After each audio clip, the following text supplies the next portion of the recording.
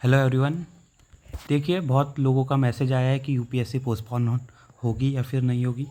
तो देखिए, पोस्टपोन हो या फिर ना हो, in any case you just have to focus on your study. ये आपको पहले भी बता चुका हूँ, वापस से बता रहा हूँ। जस्ट आप अपना ध्यान अपनी स्टडी पे बनाए रखें। सोशल मीडिया और जो इन्फॉर्मेशन ओवरलोड है, इससे आप अवॉइड करिए। Just focus on your study. Study के साथ में आपको एक और चीज़ का ध्यान रखना है, वो अपने मेंटल हेल्थ का भी ध्यान रखना है। एक बार देख लेते क्या क्या चीज़ें आपको अवॉइड करनी है, क्या क्या चीज़ें ध्यान रखनी है।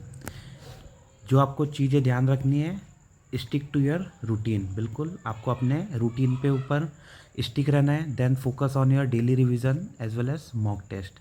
आपका जो भी टारगेट है, जो भी आपकी स्ट्रेटजी है, उसको आपको फॉलो करते रहना है।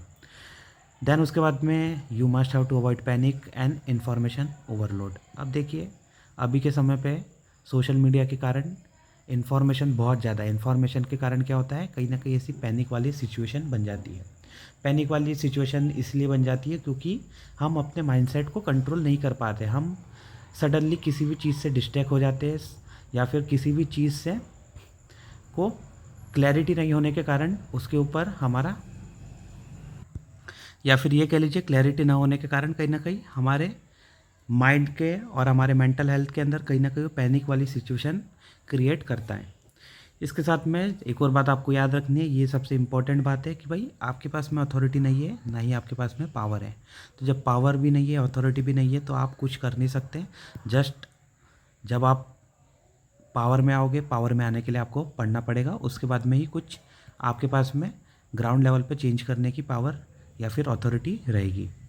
तो इसीलिए आपको जो मैं कहते जा रहा हूँ कि एक चीज़ को आपको ध्यान रखना है, just remember that mindset matters.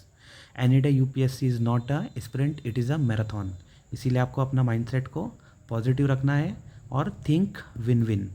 आप ये सोचिए, अच्छा सोचिए, विन विन कोई सोचिए। इंडिया पाकिस्तान के एस्केलेशन में भी विन विन, और हमारे जो यूपीएससी की जर्नी है उसके अंदर भी विन विन।